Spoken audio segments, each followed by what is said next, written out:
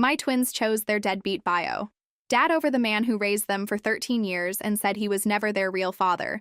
Then bio dad vanished again, and my husband refused to go back to the way things were. I am 37 years old, and I have been married to Steve, 38M, for almost 8 years now. I got pregnant when I was 20 with twins. Their father, Phil, and I were not married at the time, but we moved in together when I found out. About 6 months into the pregnancy, I found out he had been sleeping with someone else. Not a one-time thing either.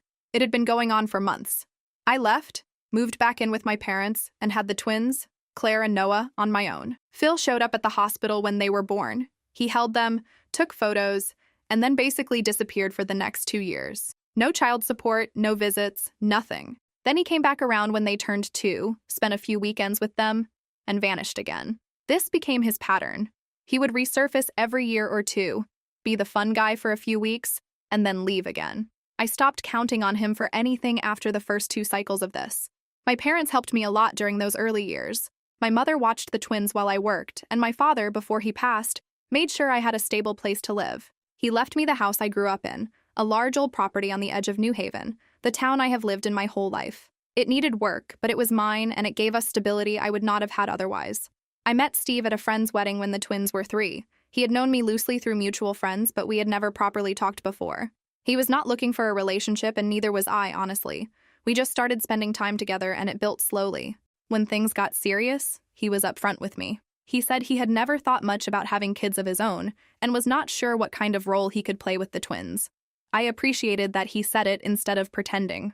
What actually happened was that he did not try to step into the father role at all in the beginning. He was just around. He fixed things in the house, ate dinner with us, drove us places when I needed help. Claire and Noah were 4 and 5 when they started calling him by his name without me prompting it. By the time they were 6, they were calling him Dad without anyone suggesting it. He never asked them to, and I never told them to. He took on a lot. He started paying for their school activities, drove them to every football match and dance recital for years, took time off work when they were sick. When they were about 8, he asked me if we could look into adoption to make it legal. We tried, but Phil had never fully signed away his parental rights, and we could never get him to cooperate long enough to complete the paperwork. So it stayed informal, but everyone who knew us knew the situation. Life was steady for a long time. Phil was absent. The kids were doing well in school. Steve and I built a decent life together in the old house. Then about a year ago, Phil came back to New Haven. He was 40 now, newly single according to him, and apparently ready to be a father. He reached out through social media to Claire and Noah directly. They were 16 at the time. I found out because Claire mentioned it at dinner one night, casually, as if it was nothing. I told them both what I thought. I laid out Phil's history clearly, not to poison them, but because I felt they deserved the facts. Steve said very little. He did not tell them what to do. Over the next few months, Phil became a constant presence in their lives. He took them out, bought them things, let them stay up late, and skip their responsibilities when they were with him. He had no rules and no expectations, and teenagers, predictably, loved that.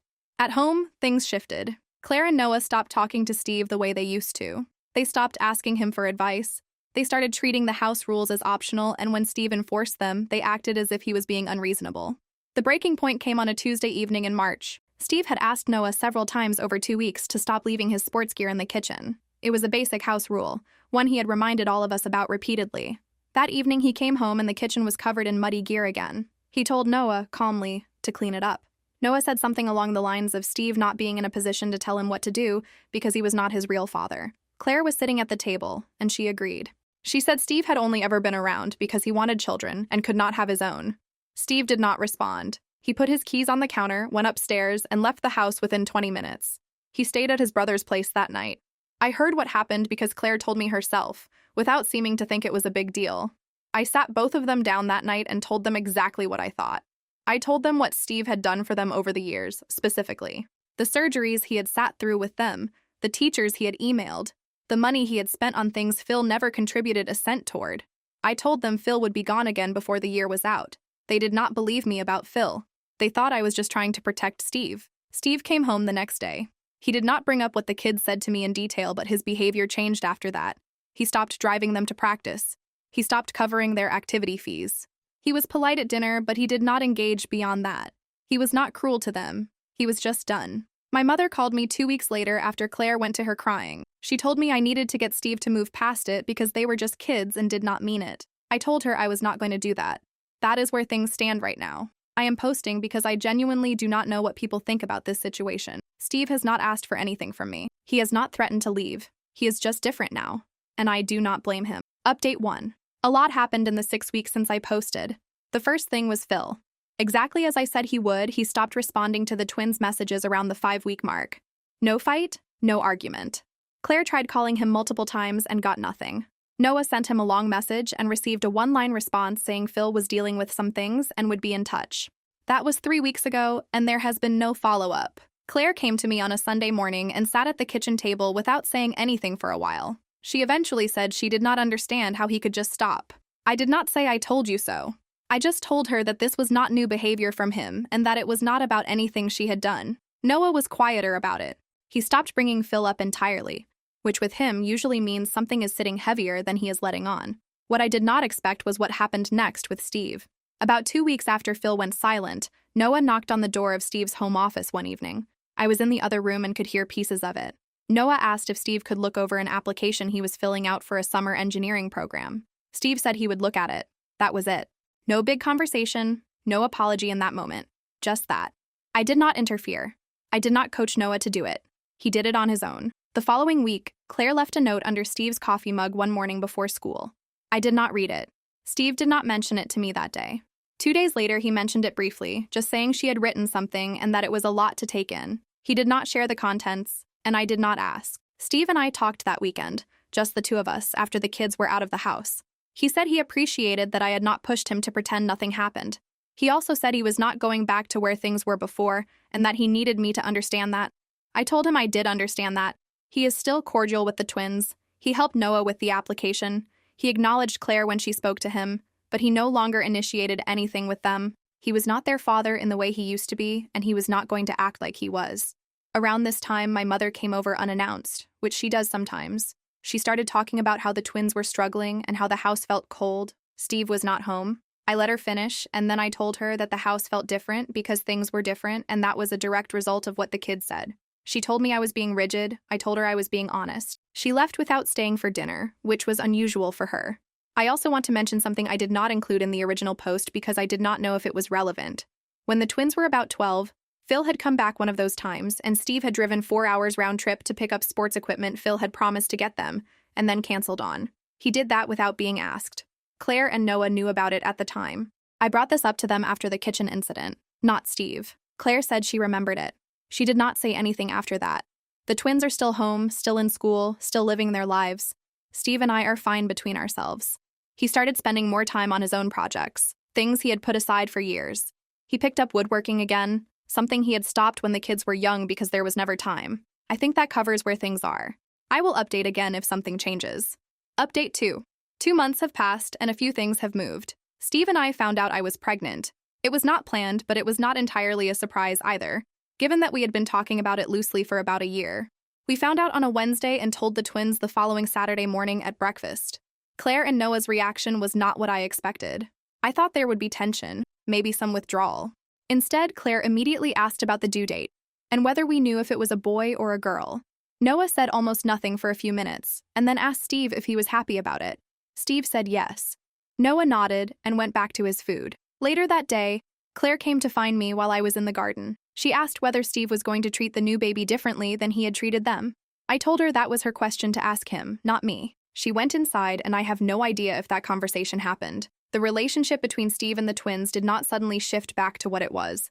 He still kept a distance. He helped when asked. He was not unkind. But he did not volunteer himself the way he used to. The woodworking continued. He finished a side table and started on a bookshelf. The garage was his most of the time now. About 3 weeks after the pregnancy news, my mother called me. She was much more measured this time. She said she had been thinking about what I said and that she understood the situation differently now. She did not apologize exactly, but she stopped pushing. I left it at that. Noah received a spot in the summer engineering program. Steve proofread the final draft of his application, and I know that mattered because the feedback he gave was specific. Noah sent him a message the day the acceptance came in. I saw it because Noah showed me, not because I was checking. It said something about not being able to have done it without his help. Steve replied with 2 sentences, something about the work being Noah's. Claire had her school's end-of-year art show. She had a piece in it, and she mentioned it at dinner one night. Steve showed up. He did not make a big thing of it. He stood near the back, looked at the work, spoke to her teacher briefly, and they drove home together. Claire did not bring it up afterward, but she was different at dinner that night, more present than she had been in a while. The summer before their final year of school has started now. Things are not back to normal. Steve is not dad the way he was, but there is less frost in the house than there was 6 months ago. I go for my next scan next week. We are planning to stay in the house. It is big enough. Update 3. The twins left for university 2 weeks ago. They both got into schools in the city, about 3 hours from New Haven. We drove them up in 2 cars over a weekend. Steve helped Noah carry boxes up 4 flights of stairs. Claire hugged him before we left. He hugged her back. I want to be clear about what that means and what it does not mean. It was not a reset. The years of driving them everywhere and sitting in hospital waiting rooms and fixing things in this house, all of that did not just come back because they grew up a little and realized what they had lost. Steve knows that, and so do I. What it means is that they left on decent terms, which is more than I thought was going to happen 8 months ago, when he walked out of the kitchen and drove to his brother's house. The house is quieter now. Steve and I are 4 months from the baby arriving. He has been converting one of the spare rooms for the past 3 weeks. He does it in the evenings after work, slowly, without rushing. Claire texts me regularly. She called once and asked how Steve was. I told her he was well. She asked me to tell him she says hello. I passed it along. He said to tell her good luck with her course. Noah has not called much, but he sent a photo recently of something he built in his first engineering workshop session. He sent it to Steve directly, not through me. Phil has still not been in contact. It has been about 5 months since his last message to either of them. I have nothing more to say about him. My mother visited last week. She sat with Steve in the garden for about an hour while I was resting. I do not know what they talked about. When I came out, he was showing her the woodworking he had been doing, and she was asking questions about it. That is where things are. I am not going to wrap this up with some conclusion about lessons learned or what everything means. Things happened, people made choices, and everyone is living with those choices now. Some things got repaired and some things did not fully come back. That is just how it is.